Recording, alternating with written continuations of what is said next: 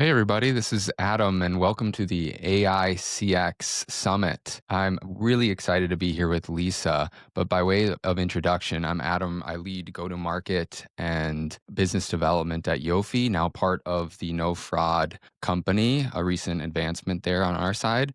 But I'm joined here with Lisa, a good friend of mine, a client of ours, and just a thought leader in the CX space. So I'm really excited to be here. And I'll kick it over to Lisa to quickly introduce herself and tell her story. Yeah, thank you so much for having me. I'm Lisa. I head up CX at Everlane. We are a clothing brand, men's and women's clothing, and some accessories and things like that, focused on sustainability and really just like nice, luxurious, basic pieces that you want to add into your wardrobe. So, um, yeah, excited to chat about AI stuff or Awesome, other Lisa. things Thank too. you. Yeah, I think I recently listened to you on the CX Mixer podcast, and you described Everlane, or was it Larry that described Everlane as quiet luxury? Yes, that was the drinking game. Every time you say quiet luxury, you gotta take a Got to shot, take a so drink. Okay, I've got yep. my coffee. I figured I owe him a shout out. Yofi and I have been brought up a number of times, and so this is a deposit I can make into the CX Mixer bucket. So, anyways, so Lisa, from your vantage point, what's been the biggest shift that you're seeing in CX? And this doesn't have to be AI; it can just be general customer experience related. But what are you seeing? I mean, it doesn't have to be AI, but I feel like AI is definitely the big thing. I feel like, a while ago it was like shifting teams to BPOs, and now it's like it's less about thinking about internal team structures and more about how you're utilizing AI. So I definitely feel like that's the big thing that everybody is talking about is AI. And I feel like I've personally been a little like a slower adopter, I would say, very like cautiously tiptoeing my way into it, but also not wanting to miss out on all of the big exciting things that are happening in the AI space.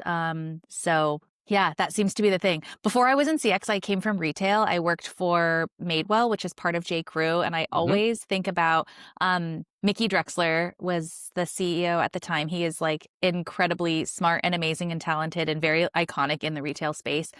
And I think his like kind of big miss or like what was almost his downfall is when the internet and internet shopping came up, he was like, no, no, no. Nobody's going to want to buy clothes on the internet. Everybody's going to want to come into retail. And, at the time, that was like kind of a conscious decision of like, okay, no, we're going to fully double down, continue to invest in our retail spaces, not worry so much about this like e-com bubble.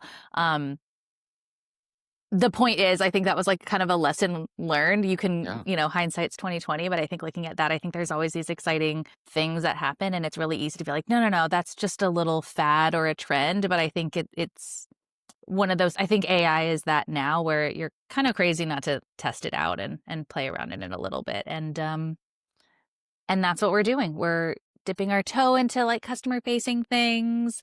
We have a lot of AI things on the back end. I was kind of mentioning to you earlier, there are things that I don't really think of as AI, but they are, and they're running in the background. So definitely like big upgrade for a lot of the tooling capabilities these Yeah. days. I love it. You bring up an interesting point there around, the folks that have been early adopters and maybe, the Madewell wasn't quite as early adopter to the .com era, right? And I think a little bit of hesitation or concern around certain technologies is very healthy. But you bring up an interesting point, and I wonder from your stance now, having eased into it, do you think that AI is generally going to improve your department specifically, or is there an overhype element that you're seeing, or what's your current gut take on it? I think the overhype was the customer facing stuff. I feel like it was like, Okay. you can replace all of your agents. Everybody's going to talk to these like chat robots. And I think the technology isn't quite there. And also, I think people are very resistant to that. Like customers themselves don't want that either 100%. I think that is a cool thing that's like nice to layer on to human agents. But I think that part was probably, I think, a bit overpromised of what you could do that's customer facing. The stuff on the back end, I think, is a lot better because tools on the back end, I think they operate a little bit better. And it's also that like it's tools that you're giving to humans. So humans can kind of like make sure that things are good. So, Yeah, I think that that stuff is better and definitely is the way of the future, and that stuff is here to stay. I think, customer facing stuff has a bit more work to do. I wanna touch on the back end stuff, but first, you obviously have a really good gauge from a CX perspective on things, but you're also a customer and you're a shopper. So tell me a little bit about maybe an example of where you were pleased or I think more interestingly, displeased when engaging with other brands. It doesn't have to be a clothing brand. It could be any company where you've noticed AI has been involved in their CX, their customer facing CX stack. So, wise people have told me never throw a brand under the bus. But there are certain food delivery experiences, customer experiences that I've had that I'm like, this is so bad. Yeah, there's some really, really bad chat experiences, and I think the worst is the ones where you can't get out of it and you can't bypass it, and there's no other way to get to a human. It's kind of crazy that those things are still out there. So yeah, I think definitely like the difficult CX by design to just scare you away and wear you down so much that you just give up. That is not cool and not good. And there are food delivery sites and apps that do that. Um, there's also the opposite. I actually had a great experience through Nespresso. It was Hmm. very weird because they basically will do anything that they can to get you on the phone. And I don't like phone support. I don't like to give phone support. I don't like to call. I don't want to call places. I want to just like send an email. And when you have time, you let me know that my issue is resolved and like we're done. But they basically like force you to talk on the phone, but then it's actually really, really great. And the people are super helpful. And, it took longer than I wanted, but they were pretty incredible. And I thought, when you're in CX, you're always kind of judging everybody else out there and taking cues from them. But I thought that was a very interesting thing. And I think I understand why they do it that way. They really want to make sure to have those conversations. So yeah, I guess that's kind of the better side of things. They do start things. I think it's a little bit of triage with AI, and then from there they just have it like a fully human experience. But you could tell that they have all of their tools. They're running through all of these kind of like decision trees in the background. I can Yeah, interesting. visualize it Yeah, yeah, yeah. You probably see the conversation in a very different light when you're engaging with other brands. for Um, sure. and for a company like Nespresso to be able to offer such a, I mean, would you categorize that as a white glove service if it's a phone call? I know they forced you into it, but that's a Oh, more premium and expensive service. they will then text you and they are like in your video on your camera and you're showing them your machine and they're walking you through like push this button, go over here. It was pretty incredible. Huh. Yeah. Okay, so then that makes me wonder because offering an experience like that's not easy. It's time consuming. Bandwidth has to be there. So then it makes you wonder. Nespresso agents and teams have to probably have some element of automating the automatable in there, and that's where maybe the AI use case is in place. And so now circling back to Everlane and some of the things, hey, maybe we were a little cautious there front facing. Maybe we can offer more delightful front facing, customer facing because of what we're automating or some of the things or maybe the AI we're using in the background. So tell me a little bit about how maybe your surprise around, hey, we actually are using more AI than we thought, or kind of what that background AI situation looks like at Everlane. Yeah. So I would say it's less about automating processes. I think it's more about giving us the tools to have better decisions. This is actually something I was talking with Larry about, and Chad from Viore, and we were talking a lot about something that's been front of mind for me is figuring out how to use the best possible tooling to know if you're talking to like a real customer versus like a I'm gonna go there, but like if you're talking to a fraudster, I am not gonna help you out at all. I will like fight you to the end. You're not gonna get a great white glove experience.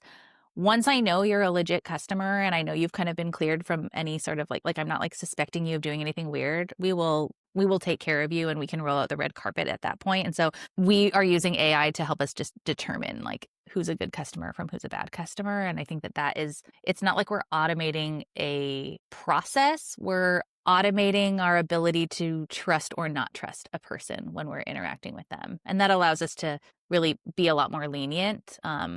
When we are talking to real customers. Yeah, I love that, and I'm feeling a sneaky shout out there. But when I think about the balancing act of a frictionless CX, um, you also need to protect the business. So I guess when you're approaching these things and using these different tools, how are you balancing protecting the business from a CX perspective? I mean, I think we actually kind of lost our way a little bit as we evolved as a team, and I think we kind of lost our eyes on the prize. I think we when it comes to, like, protecting our liabilities and things like that, I think we had a well-oiled machine, and so we kind of set it and forget it, but the way, that's not the landscape of, like, how people are actually interacting with brands. There's a lot of new tactics, a lot of new things out there, and so, um, it's funny because like, now we're chatting now, but I'm always joking, like, "I'm not on the payroll," but yes, Yofi has helped us save a lot because we actually learned a ton about fraud that we didn't even know these strategies because those weren't strategies a year ago, or at least none that we were aware of. I'm sure they were doing it, and we just had no idea. Um but yeah, I think, being able to have tooling, stronger fraud tooling has really helped us open our eyes to, honestly, things that we were just bleeding money and we had no idea. And we're sitting here, like, stressing over, like, "Do I let this customer return this, like, $70 item, but, like, they wore it once? Is that good for the business?" Meanwhile, there's people that are doing, like, $30,000 worth of things and just, like, getting their refund on scan, and we're just like, "Here's your $30,000." Like, that's we were so focused on the wrong things, and so, yeah, I feel like I'm wandering with my thoughts here, but honestly, it's pretty wild to think of, like, how misguided we were in how we were trying to protect the business versus now that we can see what we can see, we're like, "Gosh, don't fight over anybody over, like, a $70 item. Let's focus on these people that are, like, bleeding our company of tens of thousands of dollars in Yeah. individual orders." Yeah. Yeah, it's such an interesting application. I guess I haven't, I think of Yofi in a certain way and what we're doing, but what I just heard was, the right AI in your background tool stack allows you to focus your efforts in the right places. And by default, you'll be able to offer up delightful experiences for what could be, sure, may be returning something that they wore out a night out, but they probably had a nice experience with it. And sure, they shouldn't be doing it. That's like friendly fraud or, wardrobing and renting, et cetera. But there's a lot of other more important things slipping by that you didn't even know existed. Um, Yes, for sure. It's interesting. So again, coming back to my retail background, in retail, it was like, just do whatever the customer wants. It's fine because you're seeing all different kinds of customers. And I think when you're in a retail store, it's a pretty good kind of sampling of what a typical customer is. You have difficult customers, you have really easy customers, people that want to spend as much as they want, people that are a little bit more cautious about the way that they're spending. But like, you get a good example, like a good sample of everybody. Whereas in CX, I feel like it's only people with issues. And so when I moved over to CX, I had to really change. I was very much like, just say yes to everybody. It's fine. And I had to kind of like relearn and get better bearings of how to be a little bit like tighter with saying yes to literally everything. But this has allowed me to kind of go back into that a little bit more, being able to like to trust again. I can trust people I love again. it. To trust again. But it is really, really helpful to be able to make better decisions and have them a little bit better informed. And I think the pendulum had swung a little bit too far away from my like retail say yes to everything into the like CX, the like worst side of CX, which is say no to everything. And I think I'm now kind of swinging back into this really good spot of like, say yes to your best customers. I hate to keep referencing Chad from Viore, but like another interesting thought he had was just about like you're spending so much money to like acquire customers. You can spend a little bit to retain them as well. And again, like just different ways of thinking about real customers and how you support real customers and making sure that these bad seeds don't ruin it for everybody else. Yeah. I love the emphasis on real customers because there's Yeah. Even if you wear a shirt for one night and you return it, that's a real customer. Like, maybe don't do it every single week, but like it's going to happen and that's not the enemy really. That's a person trying to bend the rules and get away with a little bit, you know? In this yeah, economy, I'm not going to judge. right. Right. And in this economy, it brings out the worst in already the bad people.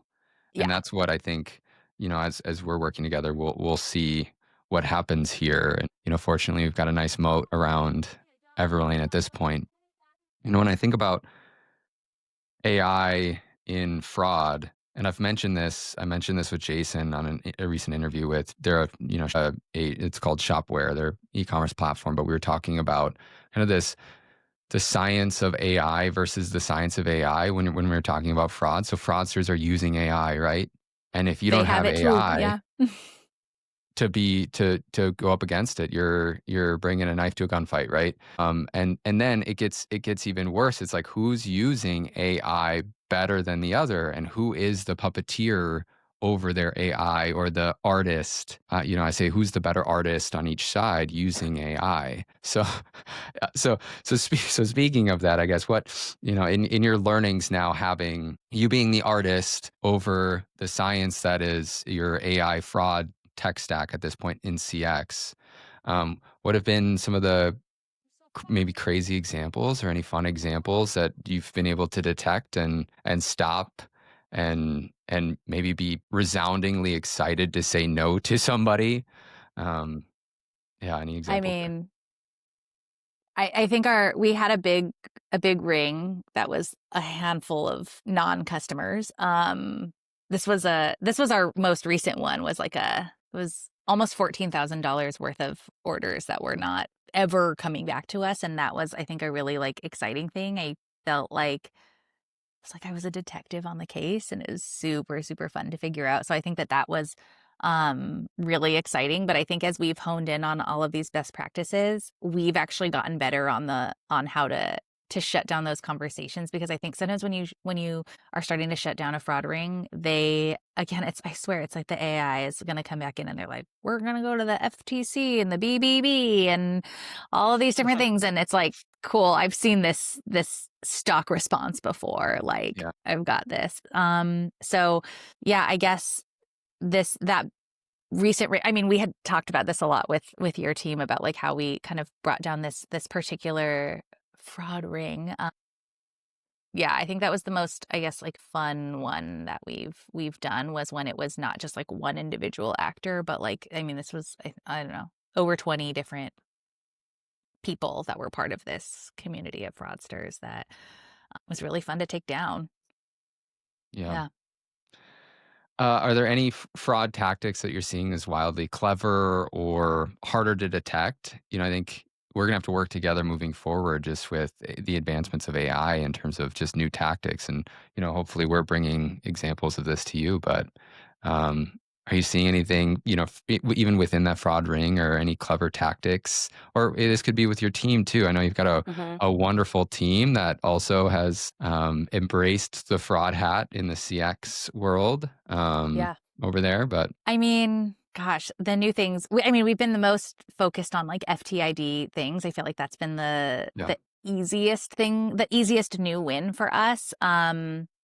But I guess what's hard too is once you catch them with like so like for FTA, if they're sending things back and they're manipulating the label and the label never makes its way to you, what happens is as soon as you catch them, then they're like, okay, well then I'll like, then there's a new story where it's like, oh, weird. It actually just like, they did a return to sender. That's so weird, even though I can see that it was like delivered in like some random place. Oh, that's so weird. It was like return, and like the UPS store called me and I picked up my package and I resent it. That never happened. UPS never does that. Let's be real here. They never are right, like, oopsies, right, we misdelivered this thing. So, I think that for us, it's been then the next steps of like figuring out like what exactly is in that package to figure that out. And so we're kind of working with our warehouse and on tools to use for there. But also seeing some of those things are happening through, when they reattempt. Sometimes they're actually shipping back, and then like Happy Returns is now showing pictures of what the actual product is. So it's like our what to know for our specialist team of how to check if something is fraud or not. Like the list of resources keeps growing as we keep learning about new techniques of like new ways that they're going to try and attempt to get their money back without sending you actual product. Are they going to ship back a rock? Are they going to ship back items that they picked up from Walmart and pretend that they're Everlane items? Are they Yeah, they could is the pull a package Larry going and to go be to Goodwill lost? and re-tag a bunch of Everlane tags on Goodwill items. Yet we've seen it all. Yeah, Yeah. that's wild. Well, when I think about delightful experiences, because you in your conversation, even with Chad and Larry there, and just generally when we're speaking, it's like by understanding who is bad, you also know who legitimately is good, and that's a tougher thing to say. There are bad people hidden amongst your good actors, and so from using this, using AI then to delight good actors or good experiences, as if you notice things free up for your team to be able to do that, to surprise and delight more often, or any examples you can share there? We actually haven't even gotten I feel like we've been so focused on the, like, shutting things down, but that's Yeah. definitely going to be, again, the next step of where we go next, whereas, like, that effort and that focus isn't going to just fall into the void. How do we get to reinvest that? And I think that that's, it's been a really busy year. I think it's been a tough economy and a lot of changes just for a lot of companies, right? I feel like we've stopped talking about tariffs quite as much because we've gotten past like the biggest changes. But 2025 has been a big year, and I keep saying like, oh, this is going to be a 2026 project. But I can't wait. I feel like we've done so much work in 2025 to get things to be this well-oiled machine, and I can't wait for 2026 to be the year where I'm like, "Okay, we got through holiday, we got all this tooling up, we built out all of these things. Now comes the fun part of how you reinvest that, how you take those agents that you freed up in other areas. They were focusing in on holiday stuff, but how do we now reinvest that into giving better product knowledge for our customers, like giving that to our agents so we have better product knowledge? How do we build out more surprise and delights? Like to me, it's always my finance team will love this, but like I'm going to keep all of the dollars that I get. It's just about how I can save one place and reinvest in other areas. 2026, I'm going to figure out all the fun things. Of that Yes. repurposing what you have saved on the business side to surprise and delight, and that's so fun. Well, Lisa, this has been great. I have Awesome. one last question for you. I guess when we think about the future, whether it's over the next 12 to 24 months or things you've seen recently, I guess what's something you've seen that's caught your eye and has basically said that's the future of CX. And that's something either we need to do or that's just the future of CX. I know I've completely caught you No, off no, guard no. here with this one. I think the thing that I'm most excited about is I think that there are some companies that have things like styling programs and ways that they support customers just in the ability to shop. I think a lot of companies do clienteling really well. A lot of companies have a dedicated stylist team, but I think the thing that I'm excited about is kind of blurring those lines and making sure that like everybody on our team is these product experts and that we're really able, again, we're usually resolving issues, and when we're not resolving issues, how do we reinvest that into ways that we can really just, like, hold the customer's hand and have this really white glove experience for the customers that want it? Like, we want to, um not clientele in like the traditional way, but like really be there to talk to the customer and help them fully understand a product. I think there's a lot that can be done in the pre-purchase side of things, and I think that that really Mm. helps elevate a brand. So I guess that's probably the thing that I'm like most excited about is how to kind of like support with product knowledge and sales and things like that. Um, I this not exactly where my head is at, but I like to kind of have customer experiences with lots of other brands, and, I'll give a shout out, actually, I don't even know anyone who works there, but the On Running, their site experience, and when you chat with them, it can, like, it's actually I think it's their AI, but it gives, like, product recommendations, and you could be like, "Okay, I'm tall, I don't want, like, a really thick platform sneaker, and I really like pink, and I have, like, a medium width foot, like, what should I get?" And it gives you all these options, and I'm like, "This is so cool." I feel like that's the Okay. stuff that I'm excited about is, like, how to help customers shop. Yeah, again, the stuff for real customers. Yeah. I think there's so much fun Yeah, there, so fraudster's not gonna be chatting about what they should be getting, right? no, Uh, they're picking the highest ticket items and adding as many to their cart as they can. Yeah. oh, I love that. There's a lot of possibilities there, especially in apparel. I mean, footwear is one thing, but apparel gets even messier. So Oh, that's a yeah. really good call out. Messier, but more fun. Yeah, That's the yeah, stuff I love. yeah, totally. Yeah. Well, Amazing as always to chat with you, Lisa. Thank you for giving us a little bit of glimpse into what you're doing at Everlane as well as forward looking. So I guess, thinking about all these initiatives for 2026, we could cheers to 2026 and yeah, we'll Yes. we'll see you Our there. mugs. Yeah, with our mugs. Yes, it'll be fun. Awesome. Well, thanks, Lisa. Thank you so much. Bye.